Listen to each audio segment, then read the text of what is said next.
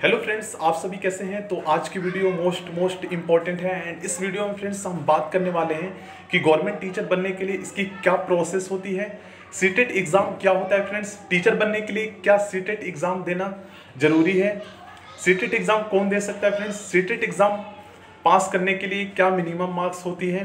Government teacher बनने के लिए फ्रेंड्स जो हम 2 इयर्स की टीचर ट्रेनिंग कोर्स करते हैं, डीएलएड जैसे जेबीटी बीटीसी कोर्स, तो इसके बाद फ्रेंड्स हमें कौन सा एग्जाम पास करना होता है सो डैट हम गवर्नमेंट टीचर बन सके। And PRT, TGT and PGT क्या होता है फ्रेंड्स, वो सभी इंफॉर्मेशन मैं आपके साथ इस वीडियो में शेयर करने वाला हूँ। सो प्लीज़ फ्रेंड्स इस वीडियो को आप कंप्लीट देखना। सबसे पहले फ्रेंड्स मैं आपको सीटेट क्या होता है वो बताऊंगा। उसके बाद फ्रेंड्स सीटेट में हमें मतलब कि 2 लेवल होते हैं, पेपर 1 होता है, पेपर 2 होता है। पेपर 1 कौन दे सकता है, पेपर 2 कौन दे सकता है, वो मैं आपको बताऊंगा। उसके बाद फ्रेंड्स पेपर 1 के बारे में, उसके सिलेबस के बारे में डिस्कस करेंगे। उसके बाद मतलब कि कौन स्टूडेंट मतलब कि फ्रेंड्स सीटेट एग्जाम दे सकते हैं वो भी मैं आपको बताऊंगा। पेपर 2 कौन सा स्टूडेंट दे सकते हैं। उसके बाद फ्रेंड्स पेपर 2 मतलब जो सेकंड लेवल का जो पेपर होता है उसमें मतलब क्या एलिजिबिलिटी चाहिए, मिनिमम क्वालिफिकेशन क्या होना चाहिए। उसके बाद फ्रेंड्स उसका एग्ज़ाम पैटर्न की बात करेंगे, मतलब कि सीटेट कितने मार्क्स के होते हैं, मिनिमम मार्क्स कितने चाहिए और कितने घंटे के होते हैं, किस प्रकार के क्वेश्चन आते हैं, इसमें एमसीक्यू क्वेश्चन आते हैं वो भी मैं आपको बताऊंगा।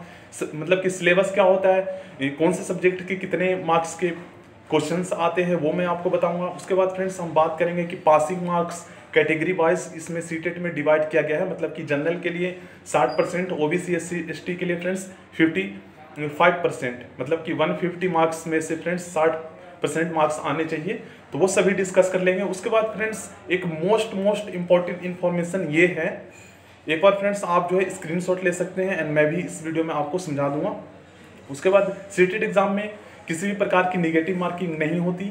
सरकारी टीचर को 3 भागों में बांटा गया है, ये भी मैं आपको समझाऊंगा। पीआरटी, टीजीटी एंड पीजीटी क्या होता है फ्रेंड्स। उसके बाद मैं आपको बताऊंगा कि पीआरटी क्या होता है, मतलब कि प्राइमरी टीचर जिसे हम बोलते हैं, इसके लिए क्या मतलब कि कौन से कोर्स करने के बाद हम प्राइमरी टीचर बन सकते हैं गवर्नमेंट स्कूल में।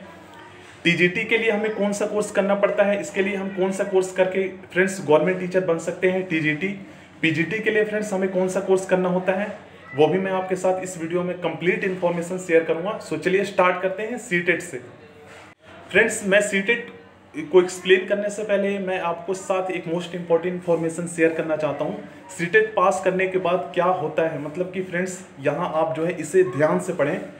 अगर फ्रेंड्स आपने सीटेट एग्जाम को पास कर लिया है तो फ्रेंड्स इसके बाद जो है ना आप केंद्रीय विद्यालय संगठन, केवीएस का नाम आपने जरूर सुना होगा। इस केंद्रीय विद्यालय संगठन को ही हम शॉर्ट फॉर्म में केवीएस बोलते हैं। नवोदय विद्यालय संगठन को शॉर्ट फॉर्म में फ्रेंड्स हम एनवीएस बोलते हैं।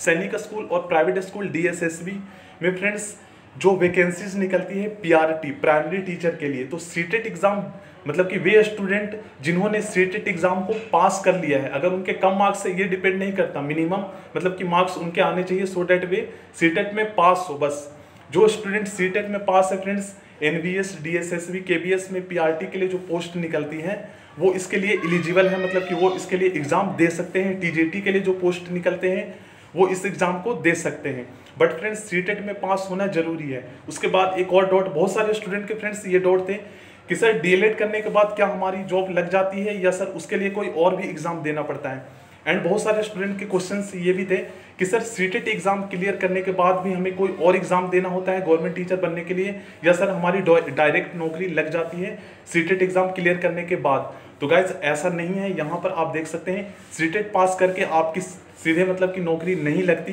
क्योंकि फ्रेंड्स सीटेट जो है ना एक प्रकार का क्वालिफाइंग एग्जाम है या एक प्रकार का एलिजिबिलिटी टेस्ट होता है। इसके बाद ही आप केंद्र में होने वाली सरकारी भर्तियों, मतलब कि फ्रेंड्स केवीएस, एनवीएस, डीएसएसबी में जो पोस्ट निकलती है प्राइमरी टीचर के लिए, टीजीटी के लिए, उनके लिए हम अप्लाई कर पाते हैं सीटेट पास करने के बाद ही।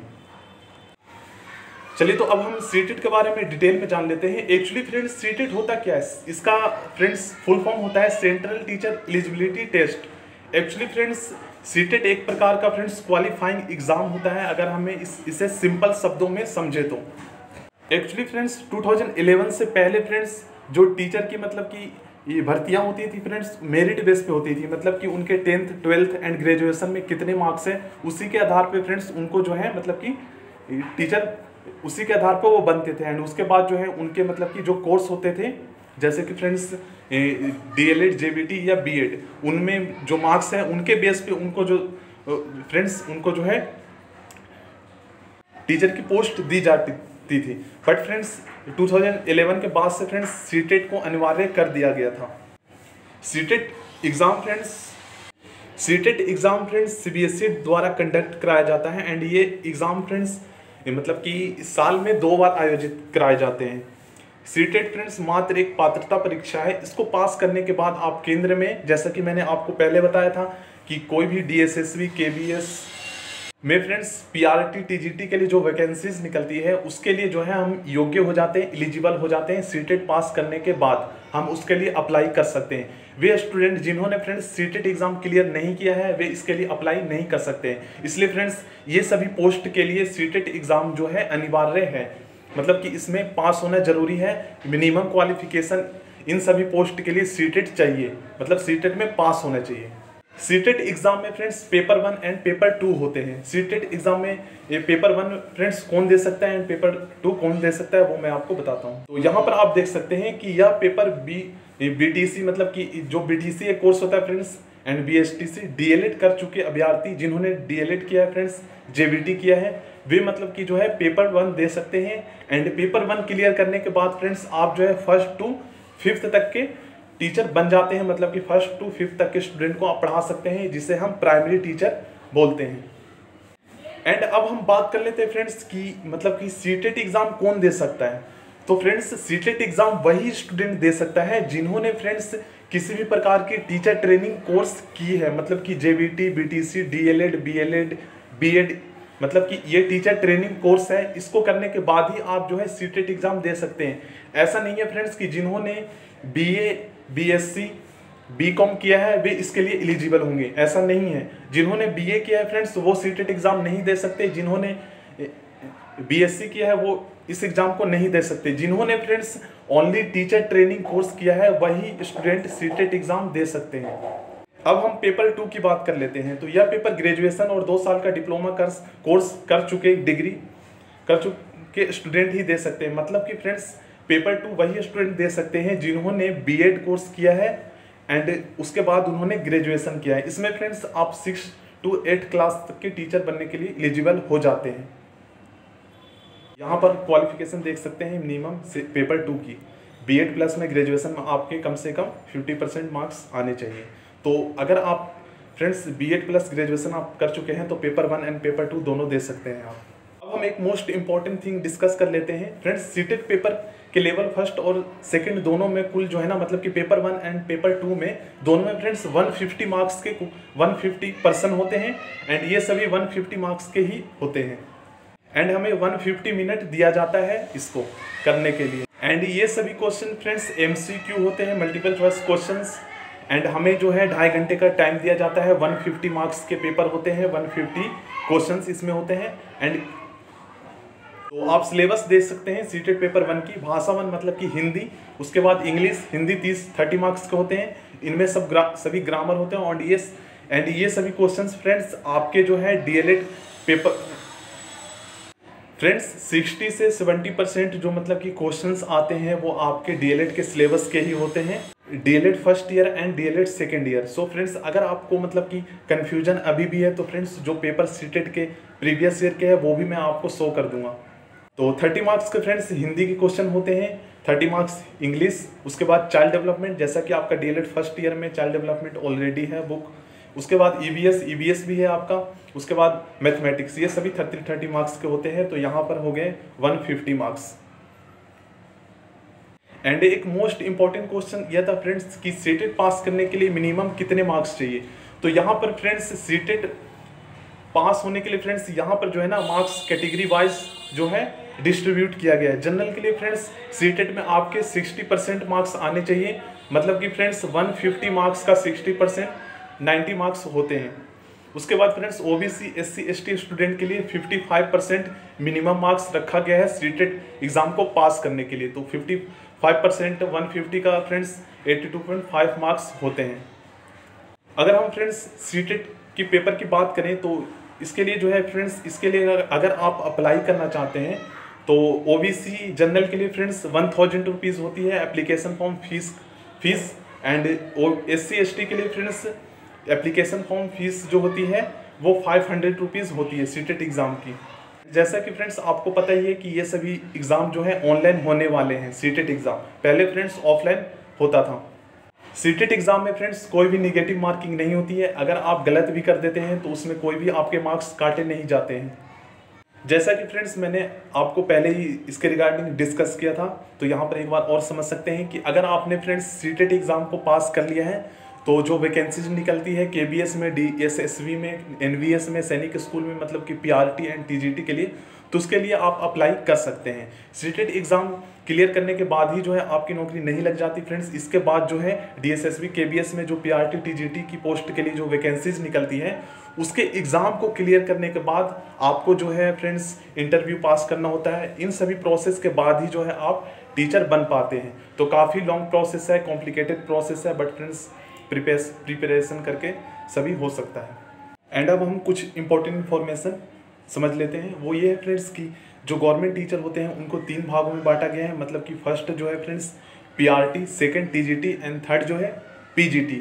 तो PRT को, प्राइमरी टीचर को हम शॉर्ट फॉर्म में PRT बोलते हैं, ट्रेन ग्रेजुएट टीचर को हम शॉर्ट फॉर्म में TGT बोलते हैं, एंड पोस्ट ग्रेजुएट टीचर को हम शॉर्ट फॉर्म में PGT बोलते हैं।